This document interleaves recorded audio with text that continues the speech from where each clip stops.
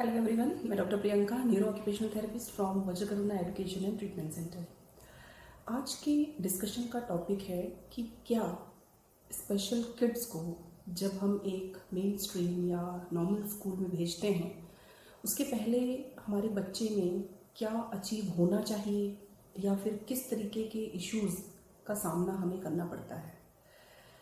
अभी कोविड के बाद सारे स्कूल्स ओपन हो गए। जो बच्चे 3 इयर्स या 4 इयर्स के भी हैं उन्होंने स्कूल का गेट भी अब तक नहीं देखा था, जो उन्होंने अब स्टार्ट किया है। स्पेशल पेरेंट होने के बाद अगर आपको स्कूल में एडजस्टमेंट नहीं मिलता तो आपके लिए ये बहुत ही डिमोटिवेटिंग सा एक फैक्टर रहता है।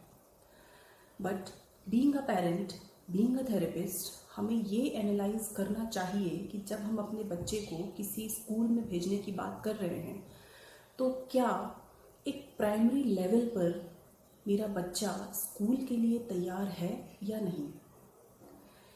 इसके बारे में कई सारे मिथ, कई सारे कन्फ्यूजन्स, कई सारे लॉजिक पेरेंट्स के दिमाग में ऑलरेडी डाल दिए जाते हैं।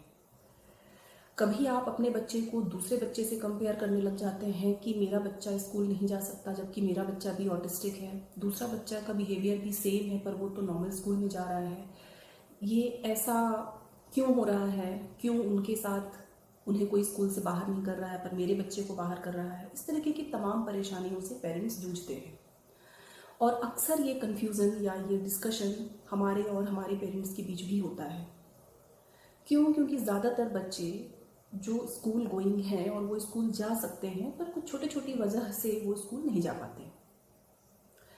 तो मैं आपसे ये बताने वाली हूँ कि क्या हम ऐसे कौन से फैक्टर्स पर काम करें जिससे स्कूल में इश्यूज़ ना आए अगर बच्चा हमारा 3 इयर्स टू 8 इयर्स है। सबसे पहली बात तो ये है कि हमें ये जानना ज़रूरी है कि क्या मेरे बच्चे के अंदर इतना अंडरस्टैंडिंग लेवल है कि वो स्कूल का कॉन्सेप्ट समझ पाए। मतलब अगर हम उसको स्कूल भेज रहे हैं तो क्या उसको स्कूल जैसी प्लेस में बैठना या वहाँ रहना ये समझ में आता है।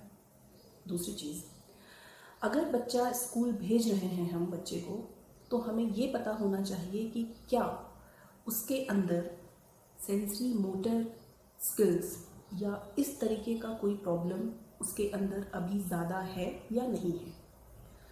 जब आप उसे वहाँ भेजते हैं तो क्या वो अपने आसपास की चीज़ों को हमेशा सर्च करता रहता है, दूसरों की चीज़ों को टच करता रहता है, किसी दोस्त की चीज़ों को छीन लेता है, किसी फीमेल चाइल्ड की ड्रेस को टच करने लग जाता है या फिर किसी के बालों से खेलने लग जाता है, या फिर वो उस इन्वायरमेंट में एडजस्ट होने जैसी स्थिति में है या नहीं है। That is sensory issues.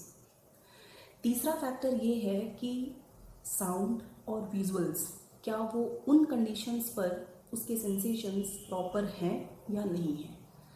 मतलब जब वहाँ पर बहुत सारे लोग होते हैं, बहुत सारे लोग एक साथ चिल्लाते हैं, एक साथ गुड मॉर्निंग करते हैं या एक साथ बहुत सारे लोग आपस में बात करते हैं, कई सारे इंस्ट्रक्शंस दिए जाते हैं, टीचर का एक अनयूजुअल सा साउंड अगर आता है डांटने का या किसी चीज़ का, तो क्या वो एडजस्ट कर पाता है उस कंडीशन में या उन चीज़ों को समझ पाता है। चौथी चीज़, अगर बच्चा इन सारी कंडीशंस में है और हम उसको स्कूल भेज रहे हैं, उसके बाद हमें ये जानना है कि क्या मेरा बच्चा कमांड्स फॉलो करता है, इंस्ट्रक्शंस को फॉलो करता है। मतलब अगर उसको एक कमांड या 2 कमांड्स साथ में दिए गए हैं तो क्या वो उसको समझ सकता है या उसको फॉलो कर सकता है। पांचवी चीज़, अगर बच्चा हमने स्कूल उसको भेजा है तो हमें ये पता होना चाहिए कि उसका सिटिंग एंड्योरेंस कितना है। क्या वो एक जगह पर कुछ देर बैठ सकता है, क्या वो किसी प्लेस में एक ही जगह खड़ा रह सकता है या फिर 2 घंटे 3 घंटे किसी एक ही इन्वायरमेंट में वो रह सकता है या नहीं।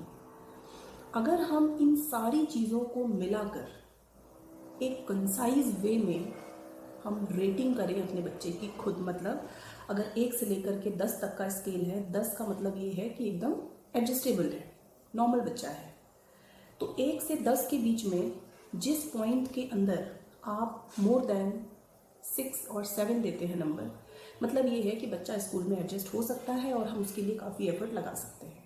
बट अगर 5 और 6 से बिलो है तो आपको सबसे पहले उन सिम्टम्स पर काम करने की ज़रूरत है, क्योंकि इन कंडीशंस पर स्कूल में एडजस्ट करना बहुत डिफ़िकल्ट होता है। अगर हम इन सारी चीज़ों पर काम करके, रेटिंग करके, खुद से सवाल करके और इस पर काम करना शुरू करते हैं तो बच्चे को स्कूल भेजने में कोई फ़ायदा है। एट लास्ट जब हम बच्चे को स्कूल भेजें तब हम सारी चीज़ें टीचर के सामने क्लियर करके रखें कि मेरे बच्चे में ये इश्यूज़ है और इस पर हम अभी काम कर रहे हैं। हो सकता है 2 महीने, 3 महीने, 6 महीने में ये चीज़ें भी सबसाइड हो जाएं। हम अपने आप से एक रेटिंग स्केल तैयार करें कि अगर 1 से 10 तक रेट किया जाए तो मेरा बच्चा किस लेवल पर है।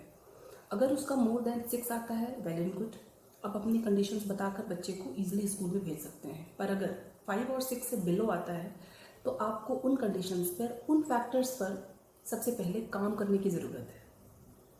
जब भी आप स्कूल भेजें, इन सारी चीज़ों को प्रॉपर चैनलाइज करें, एनालाइज करें और टीचर के सामने सारी चीज़ों को काफ़ी क्लैरिटी के साथ पेश करें। आई होप आपको मेरा ये कॉन्सेप्ट समझ में आया होगा कि अगर हमें स्कूल अपने बच्चे को भेजना है तो सबसे पहले किन किन चीज़ों पर काम करने की ज़रूरत है। Thank you so much.